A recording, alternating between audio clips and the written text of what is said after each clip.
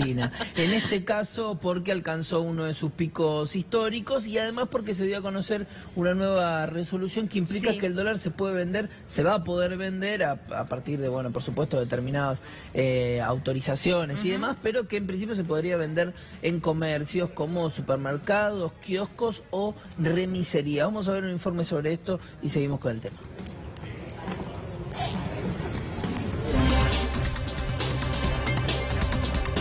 ¿Vos estabas enterada que a partir del 1 de marzo podés vender dólares? No, para nada, no sabía nada. ¿Venderías dólares? No, me cuesta mucho diferenciar los billetes nuestros, así que sería más complicado. Bueno, en principio con sorpresa, bueno, y lo tomamos bienvenido. Es una posibilidad más, una oportunidad para que el kiosquero en esta situación que hoy se encuentra, que complicada con mucho aumento de impuestos, de electricidad y de cosas, tener la posibilidad de generar un nuevo negocio dentro de su negocio, lo tomamos como algo bueno. Obviamente esto va a requerir una capacitación, una infraestructura, un desarrollo, que bueno, en eso estamos empezando a trabajar para, bueno, en marzo los que estén dispuestos a, bueno, afrontar esta nueva actividad, lo hagan de manera positiva. ¿Estabas enterada que a partir del 1 de marzo se puede comenzar a vender dólares en un local como este? Sí, me lo comentaron hoy justo a la mañana. ¿Y qué opinás? ¿Qué te parece? La verdad que me llamó la atención muchísimo, pero yo no entiendo mucho de dólar, no me doy cuenta cuál es verdadero, cuál es falso. La verdad que ¿alguien me capacita para eso? Rodolfo, buen día. ¿Está enterado que a partir del 1 de marzo se pueden vender dólares en los comercios? Sí. ¿Qué le parece? ¿Qué opina?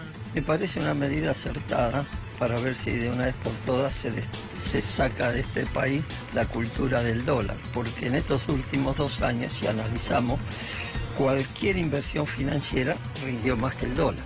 Tenemos los plazos fijos, las LEVAC, los títulos, todo. Florencia, ¿estás enterada de esto? El 1 de marzo este local podría vender dólares de Cristina. No, me entero ahora que vos me contaste nomás. ¿Venderías dólares? No, ¿estás loco? ¿Cómo voy a vender dólares acá? ¿Por qué? ¿Por qué no? Eso lo hacen los bancos, ¿no? Está bien que hay que ganarse en la vida con Macri, pero no lo haría. Uno entiende el negocio para el negocio de electrodomésticos, una cadena de supermercados, porque reciben dólares, compran dólares, está clarísimo cuál es el negocio. Para ustedes sería la ganancia o la competencia entre la compraventa, nada más. Principalmente hoy sí hay que ver cómo se va desarrollando todo. Espero y que esperemos dentro de todos los kiosqueros cuidar que se haga de una manera adecuada, como corresponde, a conciencia, que podamos brindar un muy buen servicio y que el negocio, si es que lo hay, sea para el kiosquero que haga las cosas como se tienen que hacer, de manera responsable, y bueno, y que puede crecer y no venga después quizás alguien más poderoso que diga, bueno, yo te proveo los dólares y termina ganando el kiosquero nada, trabajando, asumiendo riesgos. Y a la hora de comprar y vender, nosotros en varios kioscos de todo el país estamos cobrando impuestos, manejamos mucha cantidad de dinero, así que comprar y vender dólares no va a ser un problema, sino que va a ser un beneficio también para los turistas que vengan a la Argentina y vayan a distintos puntos del país y tengan un kiosco cercano o un almacén cercano donde puedan cambiar la moneda extranjera y así también poder llevarse producto de nuestros kioscos. Tengo moneda local, bueno, se la cotizó a tanto. Así es. Y también se blanquea, ¿no? Porque también hay que ser sincero. Existe, las cosas como son. En Argentina el cambio de moneda extranjera. Con esto vamos a blanquearlo y a legalizarlo. Y por supuesto queremos ser los kiosqueros, empezar a cambiar esta mala práctica que se da en Argentina con los arbolitos.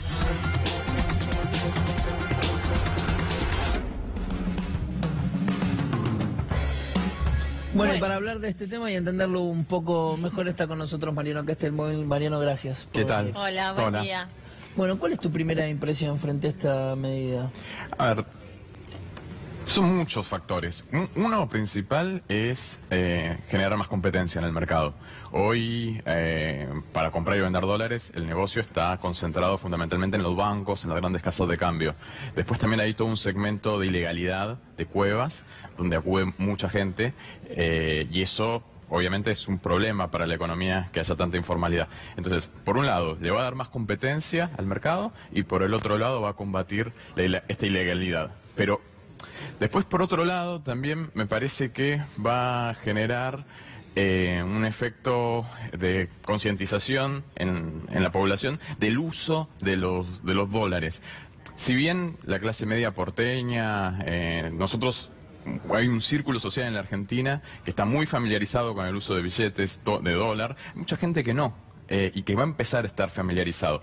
Y es una característica de países pobres en desarrollo, no tener una moneda fuerte y tener que tener una moneda paralela para poder confiar. Entonces va a haber mayor facilidad para que sectores de clase media baja y fundamentalmente clases populares puedan acceder y puedan empezar a utilizar de forma más difundida esta nueva moneda.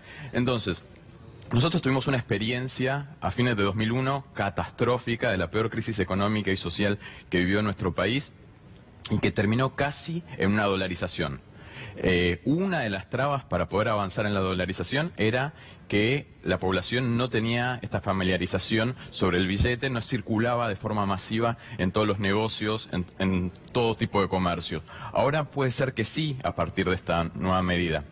Entonces, va a facilitar, si llega a haber una crisis nuevamente de gran desprestigio de la moneda nacional, puede llegar a ocurrir eso, lo cual a mí por lo menos me preocupa.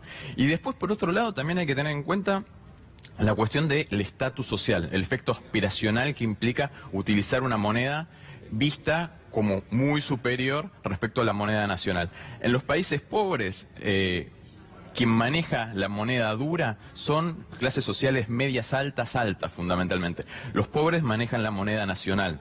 Entonces eso va a ser, ¿viste la famosa grieta? Bueno, la va a profundizar más. Va a haber sectores sociales que van a utilizar en ciertos sectores comerciales moneda dura, moneda fuerte, y otros seguramente van a empezar a utilizar mucho más los pesos. Eso puede llegar a darse, no digo que sea de la noche a la mañana, pero puede avanzar un proceso de mediano o largo plazo de transición en ese sentido. Pero vos eso te lo imaginás como una consecuencia no buscada o negativa de la medida, o como algo hacia donde el gobierno quiere ir. A ver, es un fantasma, realmente es un fantasma, es el temor. No se sabe hacia dónde. No se sabe. A ver, las autoridades nacionales obviamente lo presentan, lo presentan como ampliar la competencia, intensificar la competencia, combatir la comercialización ilegal, que hoy está totalmente difundida. Bueno, cualquiera que camine un poquito por el microcentro porteño se da cuenta de la posibilidad que existe de comprar y vender dólares de forma ilegal, y esta medida lo va a convertir, lo va a achicar ese negocio.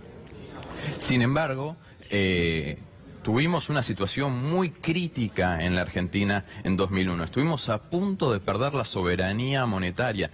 Nosotros tenemos una economía prácticamente bimonetaria hoy, donde muchísimos contratos directamente se nominan en dólares, donde los activos principales de la economía están valuados en dólares, donde tenemos una estructura productiva que depende de insumos importados en gran medida, exportamos productos de la canasta básica, o sea, estamos muy identificados con la moneda dura.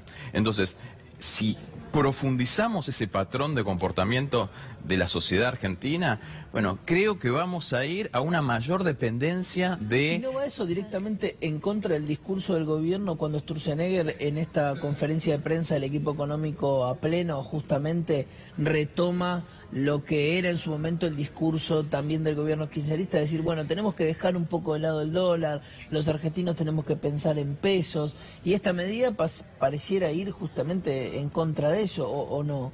Va en contramano, totalmente. En la medida en que la circulación de billetes y monedas vaya consolidándose también una participación más importante de dólares en la vida cotidiana de la gente, bueno, seguramente también va a haber más alternativas financieras en dólares, como plazos fijos en dólares mejor remunerados. Va a empezar a haber estas alternativas para ahorrar en dólares en detrimento del peso, y seguramente en ciertos segmentos sociales que buscan pertenecer a un determinado nivel de vida o determinados circuitos, como pasa con la ropa, el que se pone el lagartito, la camisa, la chomba, tiene más posibilidades a veces en una entrevista laboral. Y eso es bien característico de país periférico, subdesarrollado, pobre, el hecho de tener que ostentar, o que algunos sectores piensen que ostentando, al pagar con un billete de otra nación, tienen más fortaleza cuando se presenta frente a otra persona. Es triste, no hay en el mundo países desarrollados que manejen este sistema bimonetario. Los países que avanzaron en un sistema de estas características son países muy dependientes, pobres, subdesarrollados. Es el caso de Ecuador, el caso de Panamá, el caso de Puerto Rico. Hay algunos países en Europa del Este que tienen todavía, que en el proceso de transición hacia el euro, siguen manejando algunas monedas locales. Pero son excepciones los países desarrollados, Japón, Corea, o los que avanzan en ese sentido, como China, como Corea, con la experiencia coreana, Australia. Son países que utilizan su moneda porque la moneda nacional es un símbolo de soberanía. O sea, jugar con eso es complicado. Ya haber cambiado de próceres a animales es controvertido, por lo menos. Parece que nos debemos un análisis al respecto. Pero aún avanzar en este siguiente paso de consolidar el patrón bimonetario en la Argentina, bueno, nos está, me parece a mí, dando un sesgo cada vez más de economía periférica, subdesarrollada, o como lo llaman en las finanzas globales, emergente. Mariano, tengo la sensación, y si no corregime, de que esto estamos viendo como parte de lo que están, como una medida aislada. Digo, esto se desprende del mega DNU, vamos conociendo de a poco algunas medidas que han tomado. Digo, pero que estamos viendo, bueno, a partir de marzo se va a vender dólares en los comercios, en los supermercados, en los kioscos. ¿Esto es parte de un engranaje de medidas? ¿O es algo aislado? A ver, si hacemos vamos recapitulando las medidas que se han tomado, en general avanzan en un sentido claro, que es beneficiar el negocio financiero en detrimento de la actividad productiva industrial. El negocio financiero está por encima de cualquier otra inversión. Las actividades productivas solamente subsisten las actividades más rentables. Las actividades industriales, que dependen más del mercado interno, de la pequeña y mediana empresa industrial, están absolutamente marginadas. Creo que, no sé si esta medida puntualmente tiene incidencia significativa en ese sentido, pero sin lugar a dudas facilita la operatoria en moneda estadounidense, lo cual en la Argentina es peligroso, por lo menos. Y en este sentido vos explicabas, y es fácil de comprender, la cuestión simbólica, ¿no es cierto?, de prescindir de la moneda propia, y lo que uno se le viene a la cabeza enseguida es la soberanía, un concepto que vos también acabas de utilizar. Por fuera de eso, en términos económicos, ¿cuáles son los riesgos de darle tanta fortaleza al dólar? Seguir concentrándonos, tener la cabeza concentrada, fijada, midiendo las variables en dólares. En el interior del país, en las provincias del norte, los inmuebles se comercializan en pesos. Sin embargo, los porteños, cuando nos enteramos de esto, nos asombramos. Y hay un avance también en el interior del país por tratar de comercializarlas en dólares a las propiedades. Es un avance que se va minando. Poco a poco va creciendo la participación del dólar en la economía. Si querés avanzar en un proceso de autonomía e independencia, la política monetaria es crucial. Entonces, relegar la posibilidad de tomar decisiones en materia de política monetaria por estas cuestiones es un problema. Es un problema para el día de mañana. Puede ser una secuela pesada para remontar en el futuro si avanza un proyecto económico que busque nuevamente la reindustrialización, la recuperación de las capacidades productivas propias y no depender exclusivamente de las ventajas naturales que hoy tiene la Argentina. Vos decías, te pregunto, quizás no tenés opinión sobre esto y me lo decís, digamos, pero cuando decías, da la sensación de que el gobierno está con sus medidas económicas yendo claramente hacia un lugar en el que se beneficia más al sector financiero que al productivo, que a la industria. ¿Vos pensás que esto es una cuestión homogénea dentro del gobierno de Cambiemos o que hay una puja ahí de intereses? Yo recuerdo cuando comienza el gobierno de Mauricio Macri, cuando los analistas políticos lo empiezan a analizar y cuando los economistas también lo hacen, aparecía esta idea de, bueno, quizás es un desarrollista, se decía, ¿no? Sí. Como que había... hoy, a 2 años ya de gobierno, que la cosa está un poco más clara. ¿Vos sentís que sigue existiendo esta puja o que no? Que claramente no hay ningún interés por la industria y que vamos hacia este lado que señalabas. A ver, me parece que ahí lo fundamental es observar la trayectoria de los funcionarios antes de haber asumido el poder. Los diferentes ministros todos provienen del mundo financiero. Y que provengan del mundo financiero significa que cuando terminen su mandato van a volver. Y queda la duda si en el transcurso también dependen de las decisiones del poder financiero internacional. Yo creo que están de paso y que son conscientes de que están de paso y que defienden el interés financiero. En la Argentina, siempre el ministro de Economía, excepto en el último gobierno de Cristina Fernández de Kirchner, el ministro de Economía fue colocado por el poder financiero. El ministro o el secretario de Agricultura por la sociedad rural, ahora es ministro. El secretario de Industria por la Unión Industrial Argentina. Siempre las asociaciones de poder en la Argentina colocan un funcionario que está vinculado a sus intereses. Me parece que en este gobierno es muy transparente eso. Que no se diga en los medios de comunicación no significa que eso no ocurra, pero si seguís el currículum de cada uno de los funcionarios, son funcionarios que dependen, Prat Gay también, todos los funcionarios, los primeros cargos que hay en el gobierno dependen del sector financiero.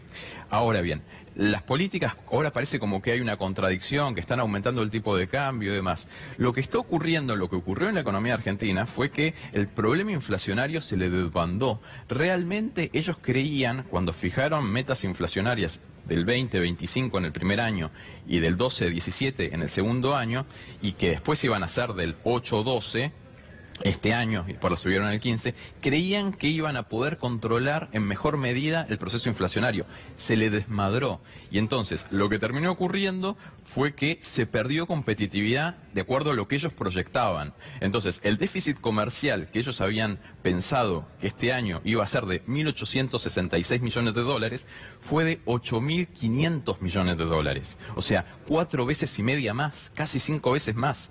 Entonces, frente a este contexto, y con un déficit turístico también de 10.000 millones de dólares, fuga de capitales, un desequilibrio macroeconómico muy importante en el cual la Argentina depende de los dólares del exterior que le prestan las finanzas globales, bueno, no es admisible para un acreedor externo prestarle a un país que tiene un déficit de 10.000 millones de dólares en su intercambio solamente de turismo. Entonces tienen que reacomodar el tipo de cambio, se ven obligados. Y ahí aparecen otros funcionarios dentro del equipo económico que pareciera que están diciendo, bueno, nosotros queremos un tipo de cambio competitivo. Y parece como que hay una puja entre los diferentes sectores. Pero me parece que la línea central está bien dirigida en función de lo que decíamos antes, beneficiar el negocio financiero por encima del sector productivo, fundamentalmente industrial.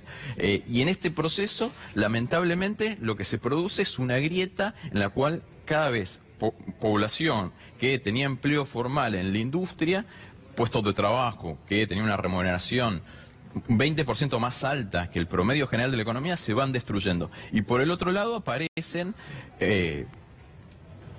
personas que están fuera del mercado laboral, que intentan ingresar a través de una categorización que es la de monotributistas, que realmente uno no sabe si realmente tiene un puesto de trabajo real, si tiene un ingreso continuo, estable, o si simplemente se registró para cobrar la asignación familiar por hijo. Entonces, es un contexto delicado, destructivo. Cuando vemos los grandes números de la economía nacional, vemos formidable crecimiento de las ventas de automóviles. También, en simultáneo, se ve una caída del consumo masivo. La caída del consumo masivo no la registra este gobierno, la registran las consultoras privadas, que dieron que en 2016 el consumo cayó entre un 6 y un 7%.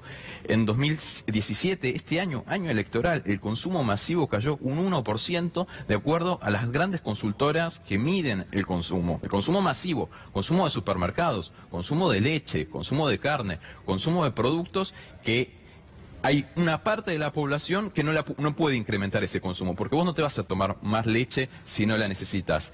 Entonces, si bajó el consumo de lácteos un 7, un 8% este año también, al igual que el año pasado, es porque hay una población, parte de la población que no está pudiendo alimentarse como corresponde y que está perdiendo mucho consumo de bienes básicos en la dieta de la canasta básica.